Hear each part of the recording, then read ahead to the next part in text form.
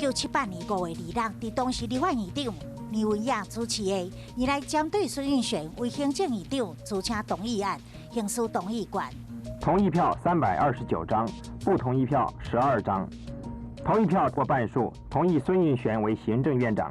孙运璇是当时第一位出生在民国建立了后行政院长。在伊担任院长的期间，台湾是亚洲四小龙之首，因此嘛被称为台湾经济推手。1986年5月2日，南投太极国发生大石头崩落意外，造成28人死亡、28轻重伤的悲剧。根据这次灾变现场目击者表示，山崩发生当时，数千吨的石块滚落，落下的石堆有2辆游览车的长度，1辆卡车的高度。后来调查发现，发生意外的太极国中航段是高危险的地质形态，严重容易崩塌，因此南投县政府宣布封山，一直到2009年才去重新开放。